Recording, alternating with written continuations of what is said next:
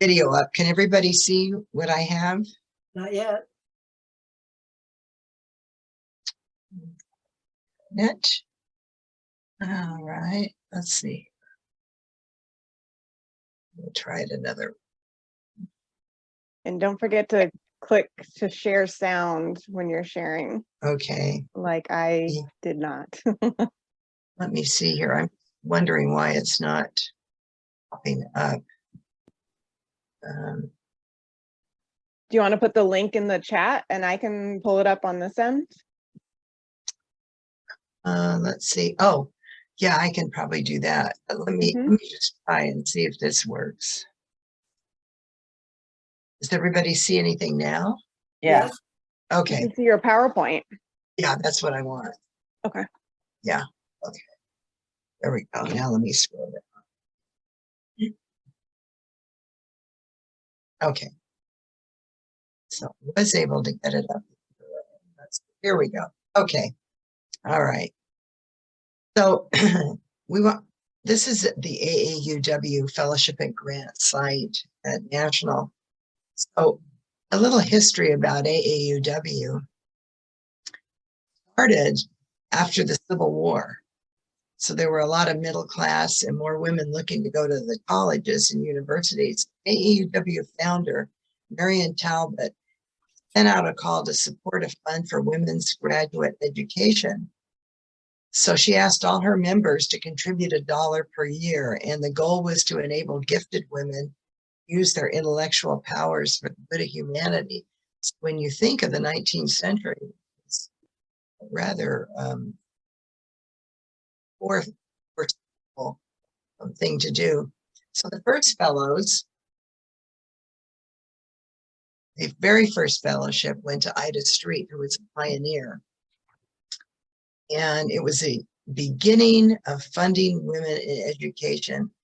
Gloria Blackwell, and you'll see her in some of the videos, Gloria Blackwell, at the point that I found this information, was the senior vice president. Today, she is the CEO of our organization in Washington. So the idea of a fellowship took off. They loved it. And then they finally got, it was so popular, they spread out and awarded the first European fellowship. By 1917, they added the Latin American fellowship. So that all of that became the International Fellowship, and we'll see a little bit more of that in the video.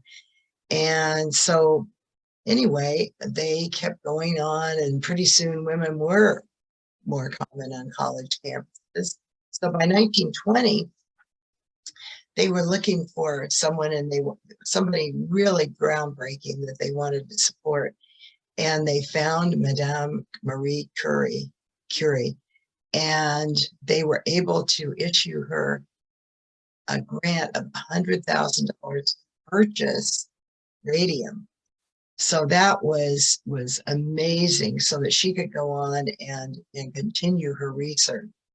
And then after she died, the money was passed to her daughter, and it continues. So eventually it went to a fellowship to support a French or American woman studying chemistry, physics, or radiology. And by post-World War II, AAUW was really active, and it established a war relief fund. So that fund helped women in other countries, women whose colleges and universities were bombed and they didn't exist anymore. So things happened where they were able to really, really help the post-war effort. In fact, some of the American recipients were author Susan Sontag and psychologist Dr. Joyce Brothers. And by the 1960s, they had expanded its fellowship and grant program, and it included African Educators Program, which brought African teachers from newly independent African nations to America to study in U.S. colleges. But at the same time, during the Civil Rights Movement, they decided to create a fund in honor of Coretta Scott King by raising $150,000 for African American women to study African American. civil rights, and peace. So just months after Dr. Martin Luther King Jr. assassination, Coretta King said, "I am deeply grateful AAUW for establishing this scholarship fund. There is entirely too little research, writing, and understanding of nonviolence, peace, and Afro-American history." And then after we went into the women's movement. So AAUW authored a report on where do women stand and found that women were underrepresented in not only all levels of academia, but in the corporate world. So AAUW created research and project grants for women to return to school, to re-enter the workforce, and to give them the skills they need to be competitive. It created what we call the Selected Professions Fellowship to bring more women into non-traditional fields such as law, business, and medicine. And so this is the one, of course, I wanted Miriam to see. And later, the focus for these fellowships and grants included, this is Judith Resnick, and most of us will recognize Judith Resnick as being on the Challenger. So subsequent to the Challenger tragedy, AAUW members raised $235,000 to fund the Judith Resnick American Special Endowment. So today, as it entered the new millennium, AAUW awarded $4 million in fellowships and grants for the first time. And it also developed the international project grants that allow international fellowship alumni to return to their home countries and work in their communities. So AAUW was there in the beginning, helping ensure women had the opportunity to pursue their dreams, and will be there for the future. What we really are about. So now I want to go back and see if I can, let me go back to my other slide.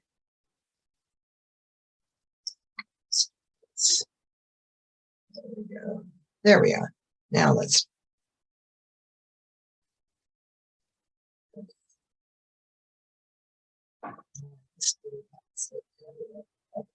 There it is. Let me go here.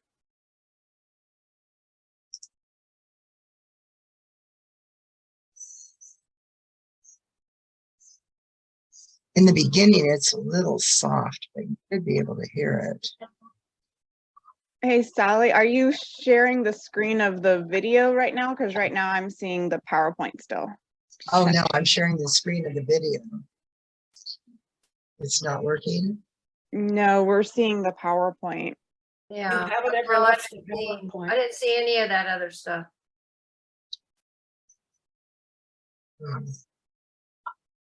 Okay, let me go back. Let me call up let me stop sharing. Teresa, I'm seeing C options. And I'm going to go over here and I'm going to call it up and then I'll share it. Yeah, we never saw anything but the PowerPoint.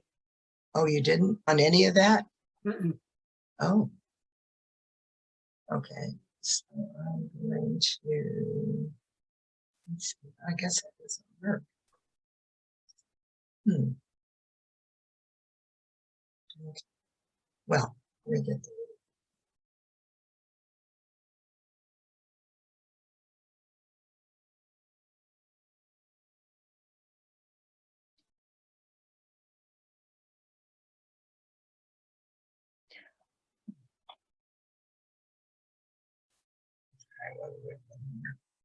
these are really good. Let me share the screen first. And now let me go to PowerPoint.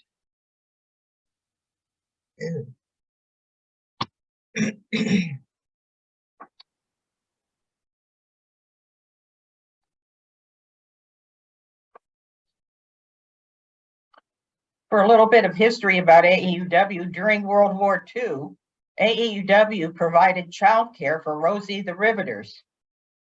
Oh, I didn't know that. Oh,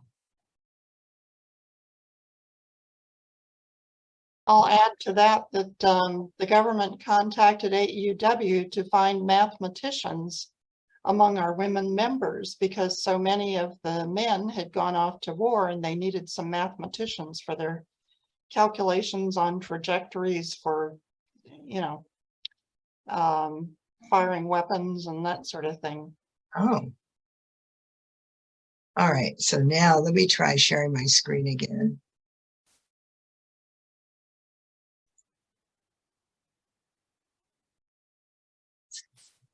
Share.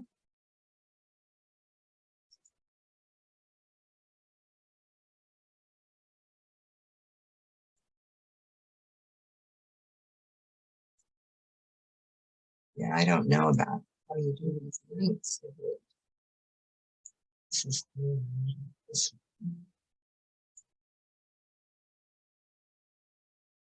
Okay, that's the link. Let's see if it works. Can you see this now? Are you seeing anything on the screen? I see view options up at the top. No, we see the PowerPoint, but we don't see anything other than PowerPoint.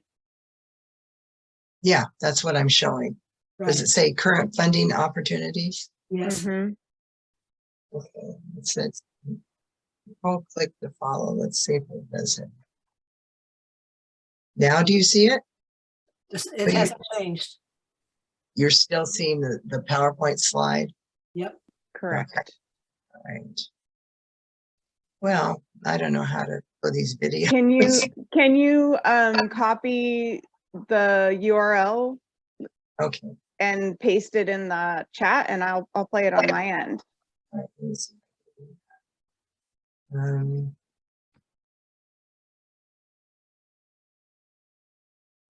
I think it's only gonna. Can you Okay. pull up so it opened the video on your end, is that correct? Yeah. So in the URL line on the actual website, can you copy that and then paste that into the chat? Okay, let me try that. Yeah.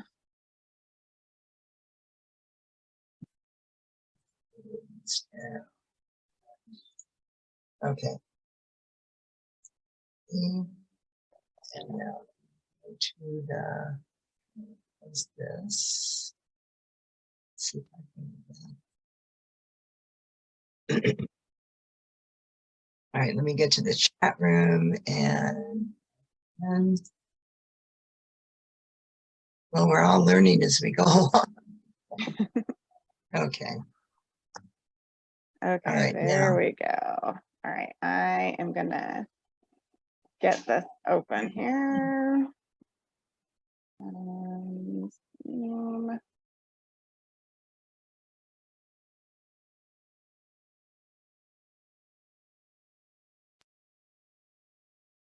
Okay, so Very, uh, at the very bottom the very bottom. is it's the video.